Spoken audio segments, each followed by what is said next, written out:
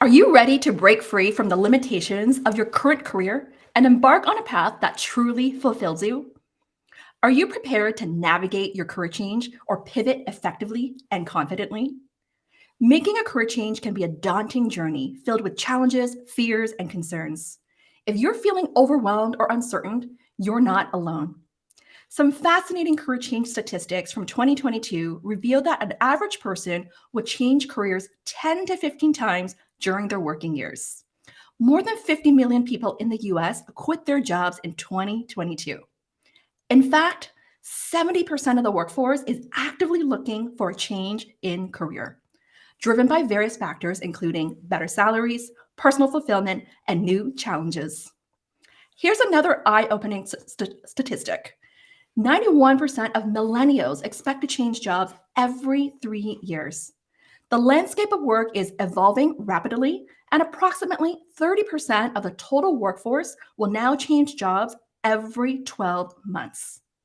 These numbers indicate that career change is no longer an exception, but a common reality. So, as you consider your own career journey, it's essential to equip yourself with the tools and knowledge to navigate these transitions successfully. Today's episode on how to navigate a career change is here to help you do just that. I'm so excited to have our guest speaker, Jean Kang, a trailblazing career coach and CEO of Path to PM, join us to share her valuable insights, practical strategies, and actionable tips to guide you through the process. Whether you're seeking a change for better salaries, personal fulfillment, or desire for new challenges, we're here to support you today. We're here to support you today. So hello. Welcome to the Dare Differentiate Show, where we're all about owning your voice, value, and visibility with confidence. Comment to let us know where you're tuning in from. If you are looking to make a change in your career, you're looking to pivot, type in #pivot. I'm your host, Diana YK Chan, LinkedIn Top Voice of 2022, LinkedIn Learning Instructor, Global Speaker, and founder of My Marketability. Whether you're tuning in live or watching the replay, I am so delighted that you're here. If we're not connected yet, make sure to follow me on my LinkedIn, Instagram, and my YouTube channel. All right, so let me say hello to the audience here. So welcome. All right, we got an audience live here on LinkedIn here from New York City. Hi, Candace. Hi, Sophie, Kamar. Welcome. Hey, Johan. Great to see you again. Amazing. All right, quite a few of you are looking to make a pivot. Type in #pivot here. Amazing. All right, we have Mark here from Dubai as well. Okay, so here's what we're going to cover today. You're going to learn about Jean's career pivot journey and how her Asian upbringing influenced her career decisions, how to conquer your fears and embrace a thriving career change, how to embrace your unique identity, and harness it as a catalyst for success. You're also going to receive proven tips and techniques to create the career you want. Type in a +1 if you're excited to learn here today. Type in a +1. All right, so some housekeeping. Replay will be available. We'll be adding timestamps onto my YouTube channel after the show here. Click like and comment anytime. Share your thoughts, key learnings, and questions. Engage with each other. Show appreciation and support to our guest. Type in a #GoJean. All right, so just some context of how Gina and I met. We met earlier this year in January on LinkedIn. She was following me for quite some time, and I DM'd her a message and where I just wanted to congratulate her how great she's been actively building her brand online. And I'm so happy to support a fellow Asian content creator as well. So that's how we started our engagement online. And I'm so happy to finally have her on the show today for her to share her journey with us and some best advice. All right, so it's time to take control of your career and make the most of the exciting opportunities that lie ahead. Get ready to make your career dreams a reality. Let's welcome our awesome guest, Jean Kang, to the show today to dive into today's topic on how to navigate a career change. Hey, thank you, Diana. Oh my gosh, I just feel starstruck. Like every time I see your stuff and to be here, it's a dream come true. So Oh, thank you. Welcome. I'm so delighted to have you. This is our first time connecting like live here, so I am so grateful for you to be here as well, for you to share your story today. So why don't we kick off with the first question is tell us a little bit about your career pivot story. I know you pivoted 7 times. Yeah. Highlight the moment that led you to become a senior program manager in tech. I would love to. So, a little bit of grounding context is so I broke into tech about a decade ago. I did not have any connections. Um, and this happened, I'll share three moments, but the very first one was landing my first tech sales job out of school. I got this job from attending the career fair, doing my rounds, meeting recruiters, and I did not have an idea of like what specific job that I wanted, but I knew this would be a good stomping ground first step. So that was my very first job. What I realized soon into that role was, oh my gosh, it's hard. Sales is a very hard thing to do. And I was not cut out for it. I was not good. And how I know I wasn't good was that 8 months later, I was let go because I did not hit my number. Mhm. Hmm. And that is a very tough pill to swallow because whether I was in high school or in college, I'm a person that is such a big achiever. And to know that I was let go for not performing in my job was really, really difficult for me. Yeah. So, what I want to share with the audience about that is it forced me to find something else, right? Like my pivot came out of me needing desperately a different job. So, I had to ask myself, what can I get with what I have? I have one full time job under my belt, it's less than 1 year, but what can I leverage from everything that I've learned? And I found myself pivot to an account management role, where I was an account manager for a startup company. And um, what I deliberately wanted in my next play when I was an account manager was like, I hated cold calling. I hated that transactional aspect of sales, but I do love the relationship building. I do love helping clients succeed. And I found that the account management role was kind of perfect for that. So I'm loving it. I'm killing it. I'm like, oh, I can actually see myself thrive as an AM. But what happens is life gets in the way, meaning that there are certain things that you don't expect. So this is a time when I had found out. So Diana, this is what I'm gonna get personal with all of you. Is that that's when I found out that my mom was diagnosed with stage 4 cancer.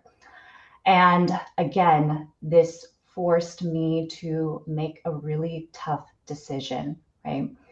I had to make the decision of, do I keep chugging it away in this career that I'm like finding my own rhythm in? Or what I ended up doing was, do I just put my career on pause and choose my mom and being her primary caretaker? Hmm. And that was what I chose. So I had a 5 month long career gap in my resume, but I didn't really read much into it. I'm like, whatever, I can find a different job to take care of my mom. And things started to get better. She was getting well. And again, I found myself back into this job market. So applying to jobs, and something very interesting happened that I never experienced before, which is a staffing firm had scouted me for a contract opportunity at Facebook. It was very similar to the sales role and the account management role that I had. I'd be a client solutions manager for clients, for Facebook's clients, basically. And again, I'm at a crossroads. Okay, never been a contractor before. I never worked with an agency before. What do I do? Well, for me, Facebook was a dream company. And I realized that the opportunity to work at one of my dream companies, be in those walls, be able to work with those people outweighed the risk and the ambiguity of what I didn't know a contract role to be. So I ended up taking that job and I did three things. I went in kind of guns blazing, learned the ropes, do really well in my job. Secondly, that gave me kind of the goodwill to then ask for a referral as I'm approaching the end of my contract. And then with the goal of, okay, I want to get converted. Like that was kind of my tunnel vision. I'm getting this job. I can prove myself so that I can get converted and be a full-time Facebook employee. What happened in that journey is I had an opportunity to go through the final round of the interview at Facebook. I did not get that job, but an employee there that I got really close with asked me, "Hey, Jean, I know you're really interested in becoming a Facebook employee, and I'll do what I can to help you get there. But would you be open to other opportunities?" So I'm like, "Oh, okay. I didn't really think about other opportunities." And then I see it through, and basically she was like, "I have a friend at an up and coming startup, Pinterest. They're doing some amazing things, and I think that you could be a really great fit there. If you're open to it, I can make that referral for you." So I'm like, "Oh wow, okay, this would be a little bit different from kind of the game plan that I originally had." But knowing me, like the story is the theme, something about me is like I'm a very gutsy person. I'm not afraid to take those risks. So I said, "Hell yeah, connect me to her." And fast forward within a week, get the interview, meet everybody, and then a week from there, I land that job, and I like end up working at Pinterest, which end up being my second kind of dream opportunity. Mhm. And it is that key moment in that role. I was a client solutions manager at Pinterest as well. That gave me the opportunity to take on some complex programs that I raised my hand for. And I ended up leading a very big cross-functional, highly visible program end to end. It was about 6 months. And that was when there was a light bulb moment where my manager said, "Hey, Jean, you are really good as a program manager." And other people were telling me that too. Mhm. And that's when I kind of decided, okay, this can be my full-time job. And I ended up looking elsewhere at LinkedIn. I was like, okay, I have the chops. I know I can do it. I have all these experiences that I've killed it in. How about I translate that for a full-time job? And that's how I nail it at LinkedIn, which ended up being another dream company. And from there, I kind of, the rest is Mm. history. Nice, nice. I want to ask the audience here, like, let's just engage with the audience. Hearing Jean's story, what are some of those lessons that you're learning from like Jean's story? And I want to ask Jean as well, like based on your career pivot journey here, what are some key lessons learned? Like I'm hearing like to be gutsy, to be Mhm. courageous, to be bold. Right? Those are some things that I'm picking up from your story here. Yeah. Yeah. So you're totally right. Like in that story, I mean, rejection, right? What you don't see is, yes, I got those jobs, but behind every one job was hundreds of like applications that were rejected or telling me that I wasn't good enough. But I think being in sales, it taught me to be resilient, to pick myself back up, realize that it is a numbers game. So you just kind of have to keep plugging away and never give up. I mentioned earlier that I was fired. Obviously, that is a very kind of humiliating thing that I went through and very demoralizing for me. But I realized that there are certain things that are within my control and without my control. If I didn't meet my number, that is kind of outside of my control. I wasn't able to close a deal, but it is within my control to take my career within Yeah. my own hands and find the job that will be the best fit based on what experiences I bring to the table. Yep, absolutely, right? Kind of shared networking and capitalizing on the opportunities presented to you, right? Dan said, be gutsy, Yes, go to opportunities, even though you think it's not for you there, I love right? that, man. Absolutely. I want to hear more of these stories because career change can definitely be scary. Like I've supported like thousands of people in making these career changes and pivots. And it's so important to acknowledge these struggles and challenges and fears because that's part of the first step is that when we're looking to make a change is we got to recognize that it's okay to have these fears because part of it is we want to grow, we want to do something different, and how do we overcome some of these obstacles there, right? So my next question is what advice do you have for those who are considering a career pivot or change but not sure where to start? Hmm. Yeah. So Some themes that I'll take from my own journey, and I'll boil it down into kind of three buckets, is like you said, self reflection and knowing your why. So for me, that was being very, I guess, resourceful about what I know I'm good at, but what I know I don't like to do, and a role that I would be able to, get paid to do some of those things. So if folks are familiar with the term ikigai, that's something that I learned later down in life, but it's like your reason for being. Think of it as a Venn diagram, three circles, your passions, your skills and experiences, and then what the world will pay you to do. So if you kind of look to that as your guiding star, I don't think you will get lost because roles can change. Yeah.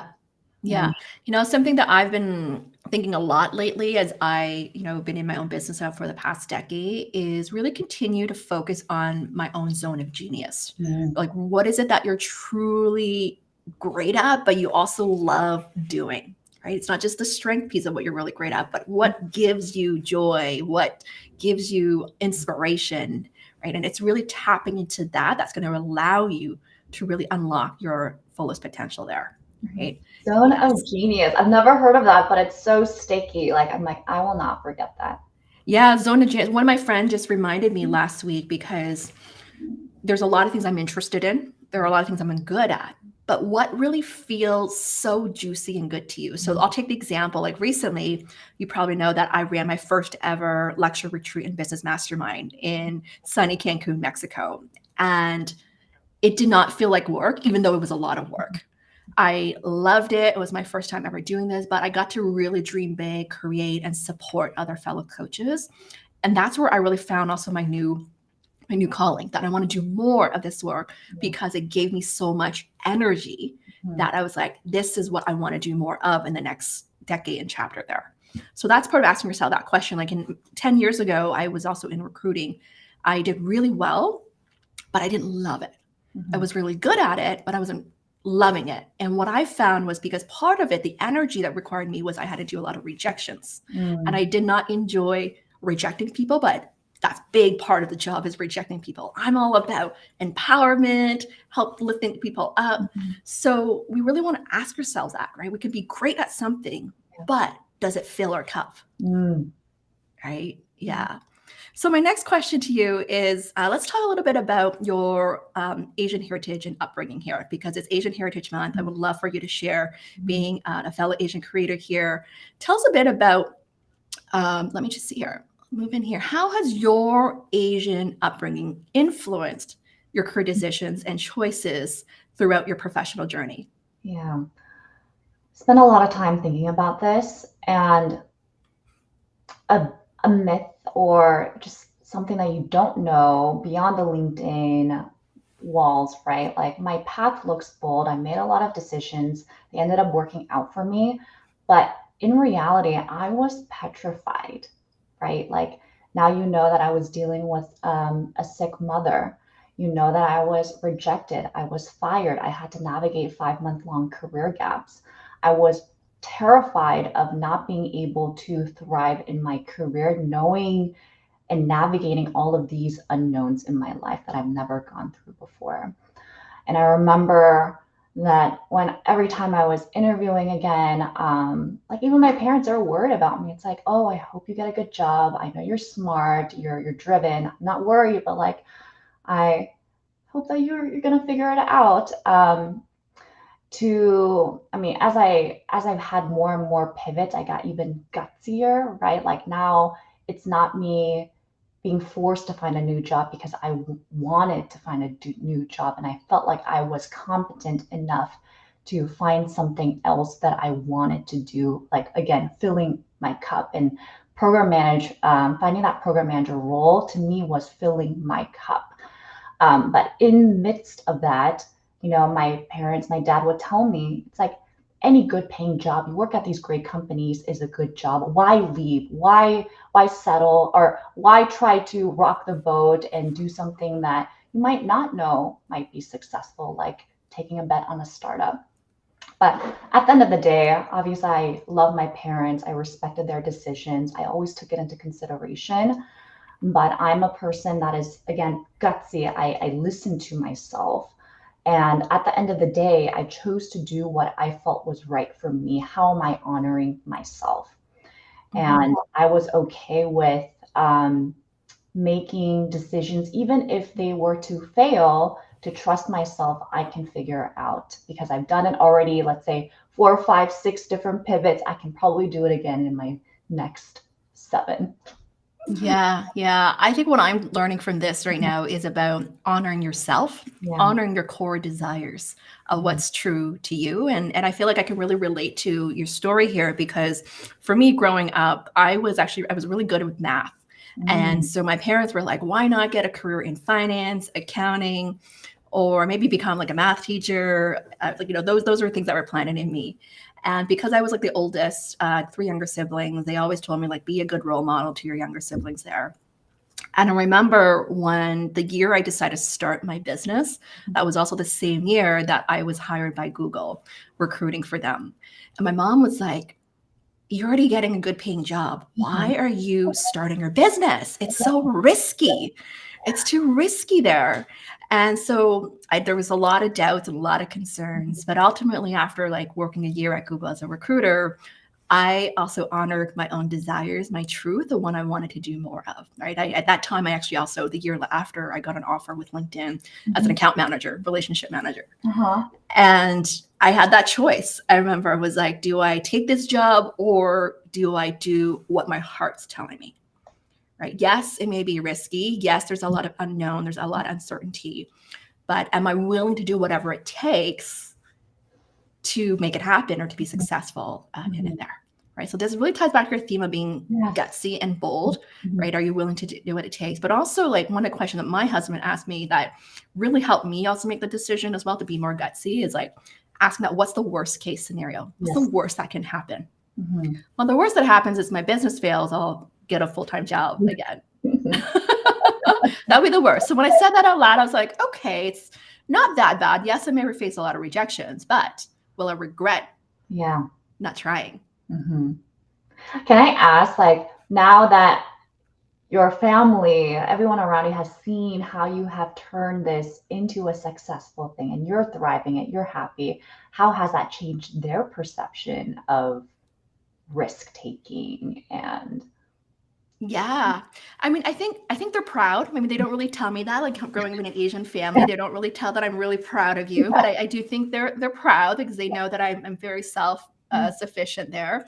I mean, I still get criticisms as well. Like I've had growing up, like even my mom would tell me like, don't be too bold, don't be yeah. ambitious, or if you make more money than your husband, like you won't be loved. So there's a lot of these as well that I had to work on from even the mindset. So I think this ties in a lot as well in terms of how do we work through some of these challenges where people who love you but may plant like those wrong messages in you to how do you bust through that. And I think a big part is we need to be clear on a why. Yeah. Why am I doing what I'm doing? What's your purpose here? And be really clear on that and make your why greater than your fears. Make Mm, your why greater than your fears. And that's going to be your guiding North Star. So that's been for me like year over year. Whenever I face these challenges in my business, I would think about all the people, the lives that I've impacted, the mhm, difference I've made. I would think about all those stories, all those people, the conversations I had, and know that I am truly making a difference. And so, mhm. something I've really learned when I attended Tony Robbins training like 10 years ago was really getting clear on what drives you, like what really motivates you in terms of the driver of why you do what you do. And for me, one of my core driver is impact, significance, like making an impact in people's lives. So I know the work I'm doing matters. Right? Mhm. It's important for me to do work related to helping people there. Mhm. I love that. I actually had to write that down. Make your why bigger than your fears. Fear.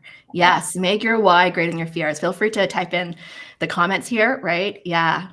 Yeah, at some point we need to realize we have to honor who we are and who we are becoming. Yes, yes, yes. We're going to dive in strategy soon. Thanks for that question, Dan, on outline for strategy pivot. We're going to be diving into that soon, upcoming. Let me just wrap up with this question here is, Jean, in what ways have you learned to embrace your identity and leverage it as a strength in your career? Yeah. For me, it's an ongoing journey and something that I will continue to reflect on and ask myself some of these questions. Am I being true to myself? Am I honoring my background, my heritage? I think the one of the pivotal moments in my career is when my mom got sick. I was 25. I was really young, and I'm just like starting to figure out my career. But that is when all of the Asian values, I'm Korean American, so values like family, duty, community, it all kind of took shape during this moment, right? Like these are values that I'm instilled with, but now I have to action on it. I have to learn to drop my career for the sake of my family and showing up for them.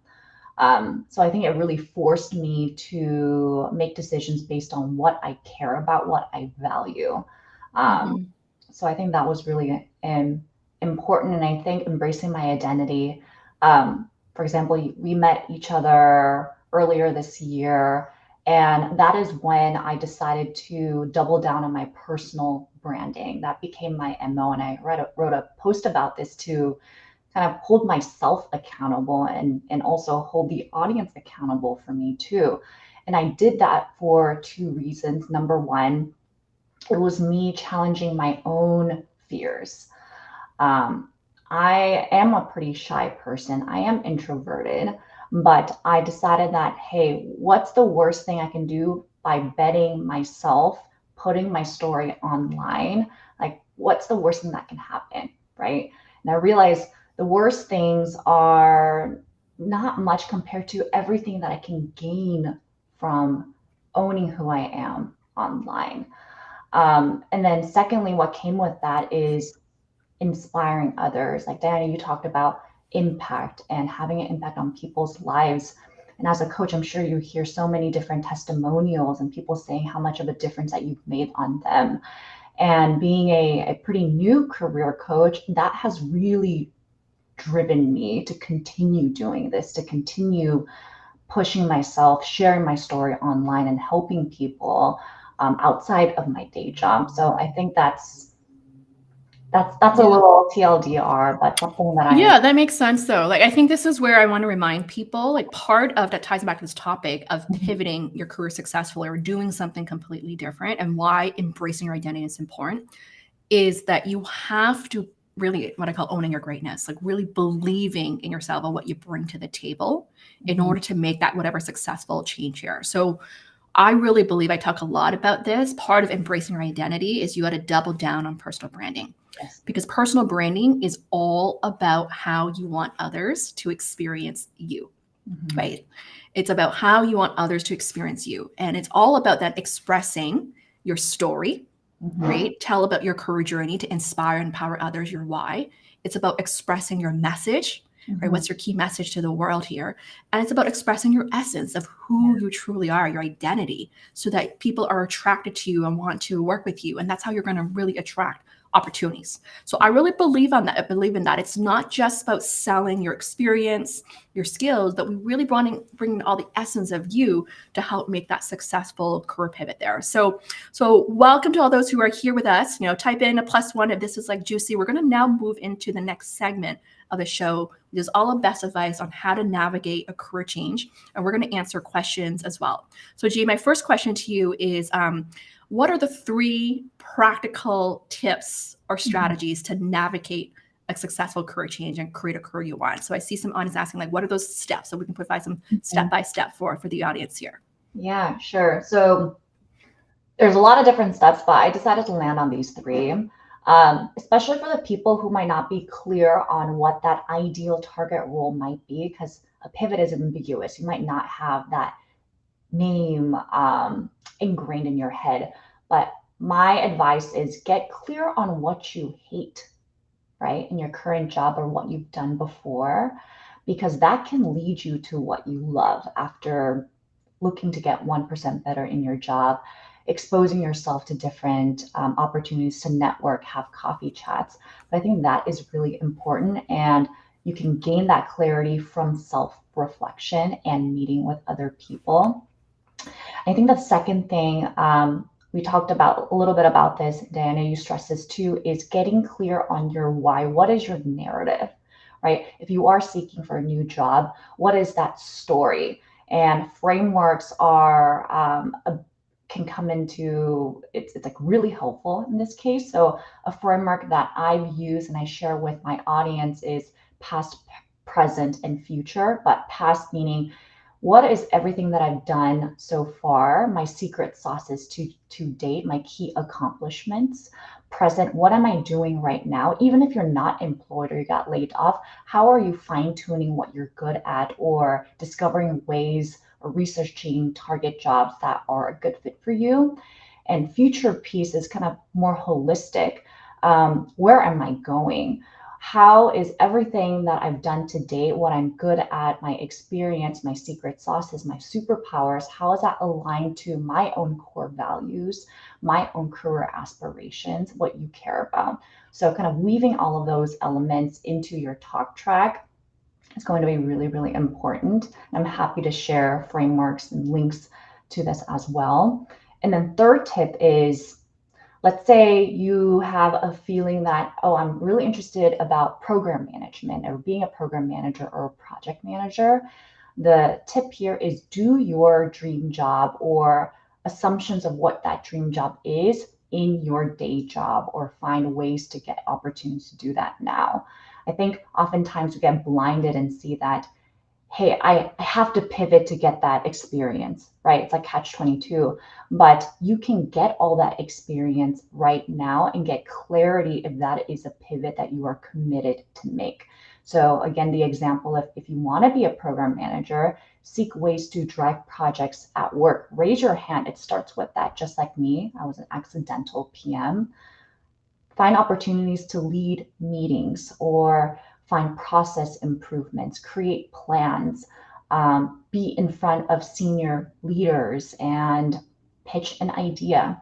Because the more that you do, the more confidence you will gain in your interviews and the more examples that you will demonstrate. Yeah, that's a really great advice here. I love that. And I'm going to tackle a little bit on also the other side, just to come up with these questions. We're talking with some advice. I want to address another thing is around the common career change or pivot mistakes. Haven't seen a lot as a coach. I want to talk a little bit about that, what I see, and hope this gives some perspective for those who are looking to make a change there. So I would say mistake number one that I see when it comes to career change is really lack of clarity. The lack of clarity of what you truly want in terms of an ideal opportunity, ideal role. How does this new career fit into your ideal life? So a lot of times, just from experience, I get a lot of requests from people on, can you help me update my resume, update my LinkedIn profile because I'm looking to do something new. And people haven't really thought enough in terms of what does that role truly look like. So I think there was that lack of clarity piece is the number one there. So I always talk about the importance of soul searching before job searching. Right? When you take the time to do soul searching and think about how your career fits into your life versus the other way around, you're going to find that your new opportunity to be a lot more satisfying there. Okay. And I think when I look at this past year, one of the things because of this lack of clarity, I've also seen people making these job changes more frequently under a year. Right. This past year, I've been seeing more people changing jobs within a year than in the past, where it's like at least a couple of years there. So that's number one. Number two is that I think the lack of understanding of what it takes to make that pivot, right? Or we underestimate the time it takes to make that pivot. So one of the things I always talk about is what type of change are you making? Are you making a small change, meaning you just want to pivot into another industry doing the same thing? Are you looking to make a big change where you want to completely change careers, change industries and professions here? And that's going to take the longest time. So I think it's important to also set those, be realistic of understand the type of change and how long it may take, because we need to understand, do I need, let's say, additional education or build a new network? What are those things that we need to build to help us fast track that success there? Okay. And then lastly, that ties into this is really that positioning, the branding. This goes back to positioning yourself for success, is tailoring your story, your key messages, your offering to the hiring need there, right? Like really thinking it from that perspective there. So those are like the common that what I see just being a coach for so many years there. So what are your takeaways, like from the audience? I want to ask, like, what are some things that you're learning from this? I want to highlight that I actually launched my pivot course on LinkedIn Learning last month. It's on how to pivot your career. It's completely free, 10 minutes long. I cover more on the details on even how to build a brand, resume, build a LinkedIn profile and interviews. So more of the tactics that I go into that. So for those who are looking to get more of that tactics, feel free to check out that free course on LinkedIn Learning there. Awesome. Anything else you want to add, Jean? I think you're on the money there. I think what's interesting about what you said that I want the audience to remember is the type of change, the scale of change.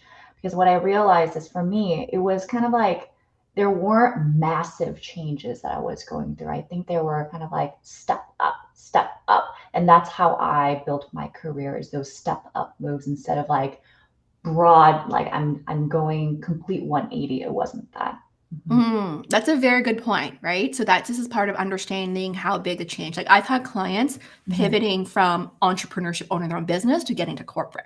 Yeah. That's a big change, like a big change, right? That could take sometimes for some people a year or so because they need to wrap up their business in order to figure out what to do next there.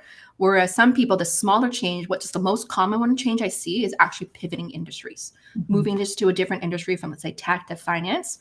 And then the second most common would be then going to like a different type of role, like pivoting in the functional type of roles there. And that's something I did too, like early in my career, going from operations to marketing and training and recruiting, doing different functional type of roles to figure out what works for me. And I really want to challenge people to think about what's the common thread when you make these kind of changes. What is the common thread in terms of things that you really like in this opportunity, in this role?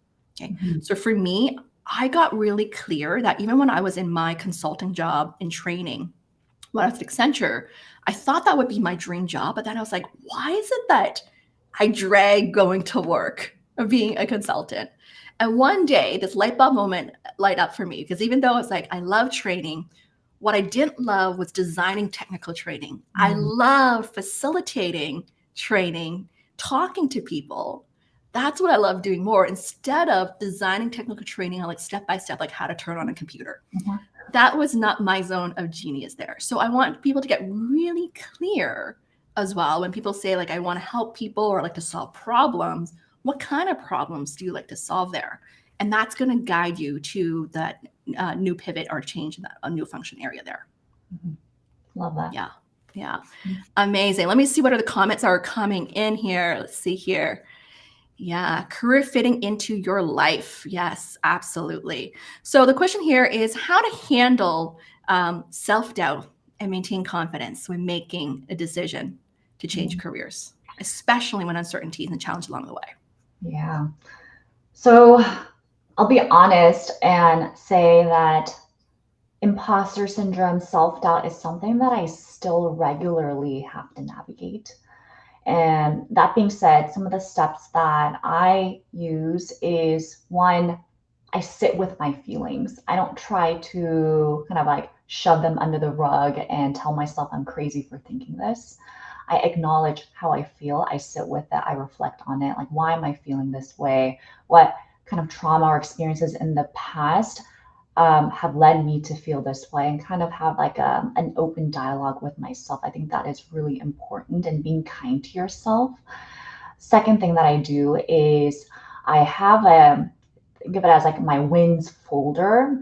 We hear a lot about like logging your wins and tracking like a wins tracker, but I really do that for myself, and it has paid off dividends, because we know that there are times when you're going to feel really crappy and down in the dumps, but I've made it a habit so that any good praise that I either get at work, personally, or on LinkedIn, if I have a great email that I got that really gave me all the good vibes, I screenshot it and tuck it away in like a Notion folder, so that if I'm feeling a little upset or I feel like I don't have it within me to really show up, I go back to that, I reference it.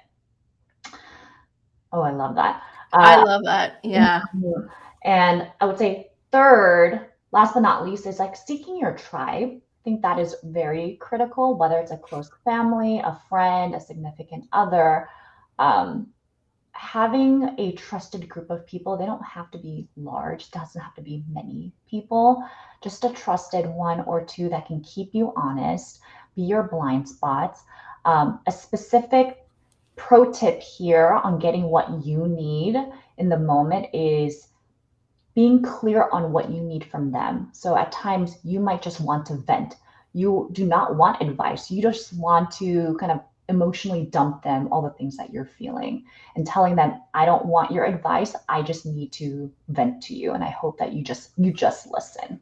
So that has Yeah. helped me get what I want. So at times I'm like, my husband, he's like, why are you feeling that way? I said, I just need you to listen. That's all I need you to do. And he's like, okay, I'm listening. You got this. So he's like my hype person, and I've asked him to be that, and that's helped me get what I want. I love that, finding your own hype person there or hype tribe there. And I Mhm, want to add this other perspective, like for those who are supporting someone mhm, who's looking to make a change, whether it's a family member or a friend, like what I find helpful is really be that good listening ear, like really listen to them and really asking, like, be curious of asking questions like, what feels good to you? What excites you? What's juicy to you? And a lot of times they'll find their answers as a coach if you're able to ask those questions. First is coming in from more a questioning, right? Like, have you thought about this? mhm, Or is this like really in a way that's interrogating, for example? Or like, is this going to actually work? If you come from a curious place of love, curiosity, and encouragement, the person who's going through this uncertainty is going to have a massive breakthrough. Like I went through that even mhm, recently as I'm looking to also like serve a different audience. I've talked to different friends and I find that when people ask me questions that guide me through like what really feels good to me, what mhm, excites me, I got the answer. Like I don't need the answer from other people there. mhm. Yeah. You just need the right questions. Yeah, anybody can be Right? that person. Asking those right questions, right? Those powerful questions there. So the next question is how to identify the necessary skills for your desired career and acquire them effectively during a career change. Mm, yes. So I'll break this down in terms of identifying. This is going to get a little bit nitty gritty, and something that I've done with my own clients is, let's say you have that clarity. I'm just going to give program manager example. I hope that's okay. But let's say you want to be a program manager in fine tech. What you would do is research all of those roles. Like take a few hours a day throughout the week, use LinkedIn, just start with one platform, type in program manager to start. Like you can just make it general. Look at those roles and assess those themes. Like what are the must-have skills? What are the soft skills? Now with like tools like ChatGPT, you can streamline a lot of that research. So an exercise that I've done is like I found 10 similar but unique PM roles. And I put them all into ChatGPT and I gave a prompt asking, okay, now synthesize the top 5 critical must have competencies or skills that um, this job is looking for and the nice to have like desired traits. And then now you actually have, okay, those themes. Oh, I can see that soft skills like communication, problem solving, stakeholder management, those are my must have skills. And you can then tailor your why, your narrative around how you have those skills and come up with examples where you demonstrate those skills. So that's tip number one. Research, do your homework, and use tools as needed to help you do it faster. And another side tip here that's worked for me is niching down has always helped me find the right role. So in the program manager roles that I've held and landed, they were not generalist program manager roles. They were very specific to my background. At LinkedIn, it was go-to-market enablement program manager for customer success. And that actually has all of the things that I've done into that role as a program manager. I'm like, this is my perfect role. And it allows me to tailor it even more effectively, come up with more relevant examples. And then, so yeah, that's like a side tip number two. And then acquiring them, I'll go back to saying again, do that dream job first, right? Find ways to, now that you know what skills are must-haves and nice-to-haves, index on your must-have skills, and then also weave in, after you've gained confidence, weave in the desired skill sets so that you can kind of like amp up your own qualifications when you are interviewing. I love that. I love that. What I'm going to add on to this is that I always talk about is that wherever you're heading, any direction or job, Mhm. start talking about it. Talk about it, let people know about it, start doing things around it, like whether you acquire those new skills. So for example, like if you want to do more speaking, start doing more speaking, start doing more videos, right? That's how you're going to get better, right? Or if you want to become a better writer, you start writing, Yeah. right? So you don't need to wait till the opportunity presents, but you can start doing those things in terms of acquiring those skills instantly. Someone wrote, I saw earlier, is like volunteering.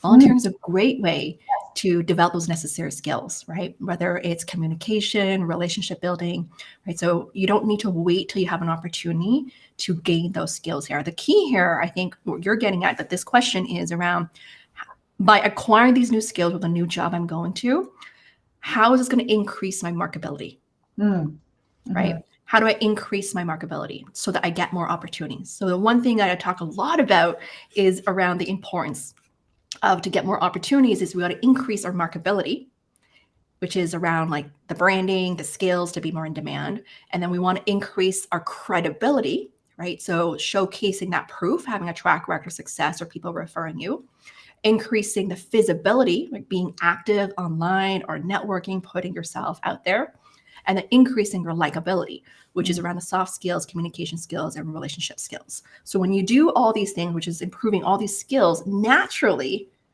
you're going to be more in demand, right? The goal here is, how do I be more in demand?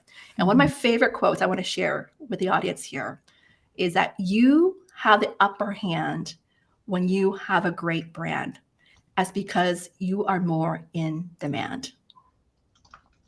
Wow, you have the upper hand when you have a great brand because You're more in demand. More in demand. Mm-hmm. Yeah, right. If you want to be in demand, type in like hashtag be demand here.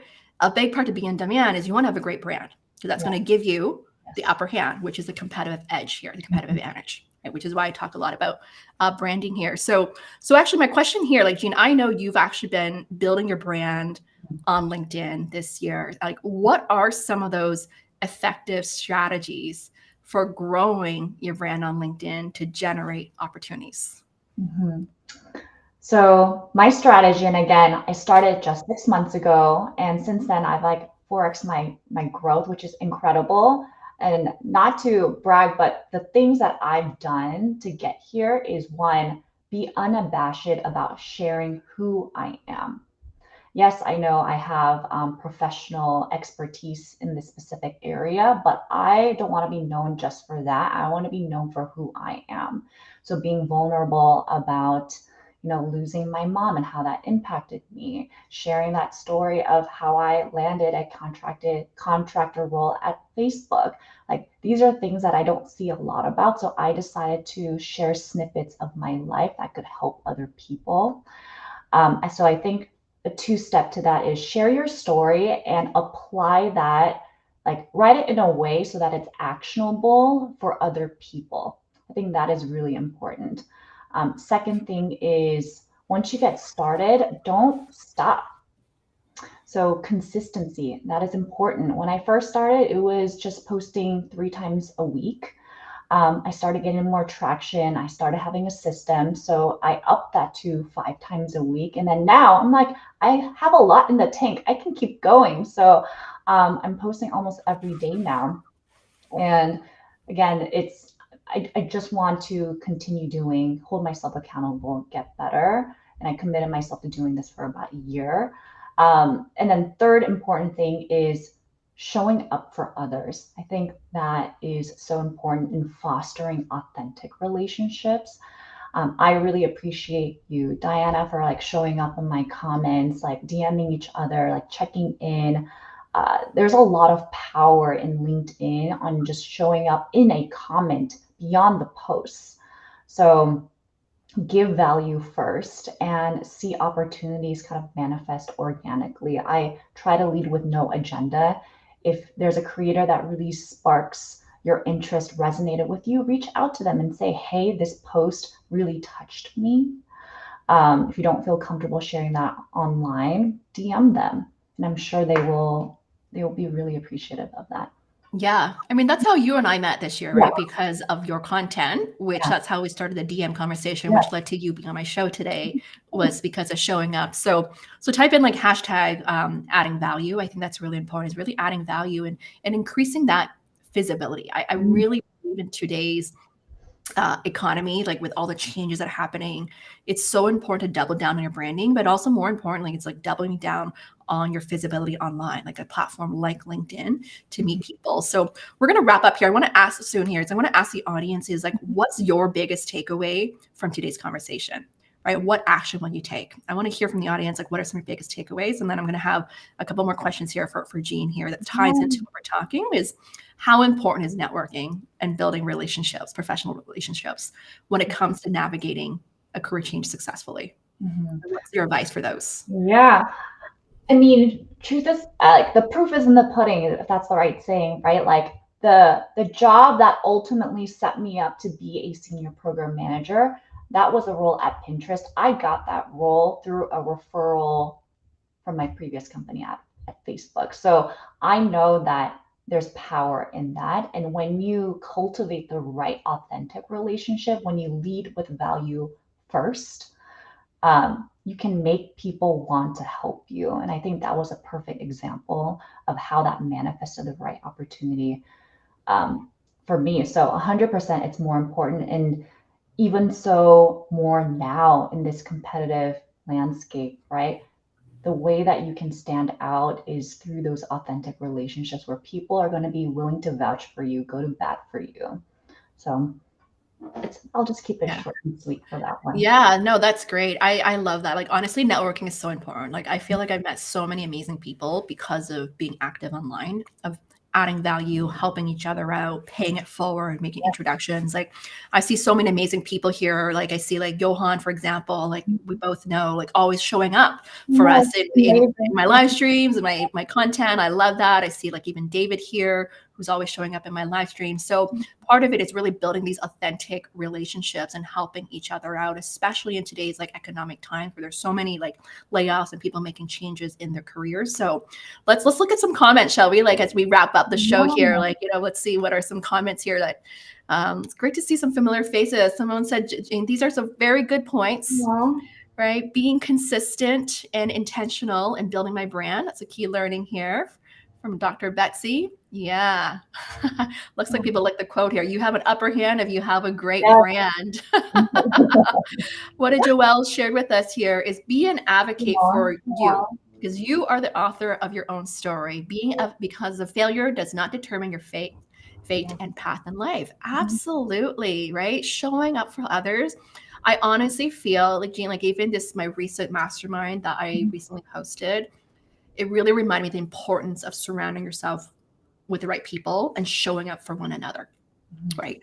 We don't know what's happening behind the scenes for people. Like on online, you may only see the highlight reel that people are doing well, but it's so important to, to check in, to see how people are doing, see how you can help them. I think that is so key here. Yes. Yeah. What else here? Is Jean connecting with me and my story? So lovely. Amazing. Oh, that is so wonderful to hear that. These are such great comments. So we have such an amazing audience. That's great. So Jean, where can people find you to learn more? Yes. Well, your girl is very active on LinkedIn. So LinkedIn is the best place to start. Find me on LinkedIn, connect with me, send me a DM. I'd love to hear from you. And a quick plug, I am hosting my second live workshop on pivoting to program management on Maven. So if you have any questions or want to learn more, again, LinkedIn, feel free to connect with me and find me on my DMs. It's open.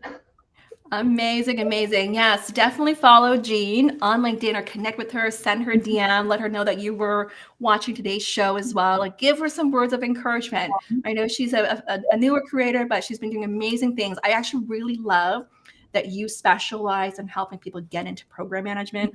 I love the fact that you actually distinguish between program management, product management, project management. I love you share that kind of content because it can be confusing to people. So I love that you actually niche into that because there is a big need for on that there. So I just want to let you know that the content you put out there, like I find it really valuable. I'll share it with clients as well who are looking to get into those areas. So please continue to share this type of content there.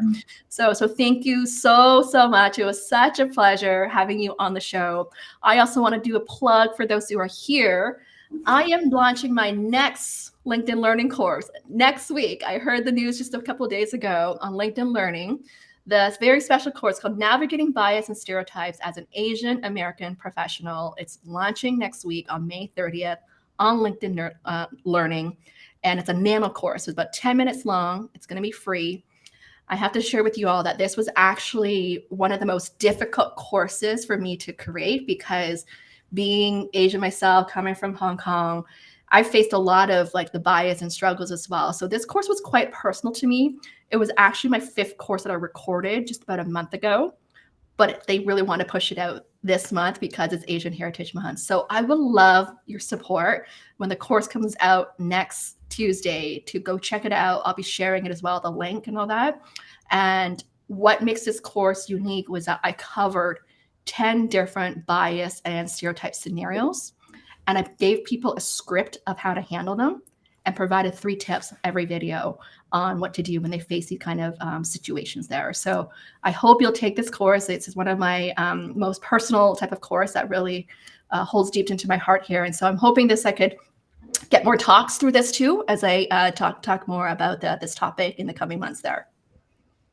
Diana, I can't wait to watch this. So I was like, I honestly also had imposter syndrome. I was like, am I qualified to do this?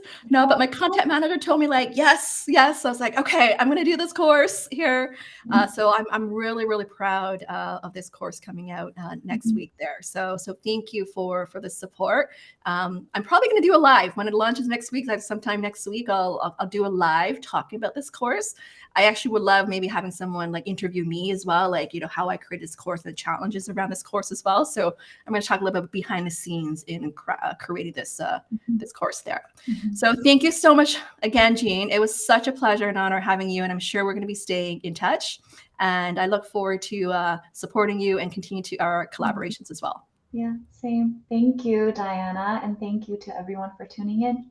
All right, you take care. Bye, all. Bye.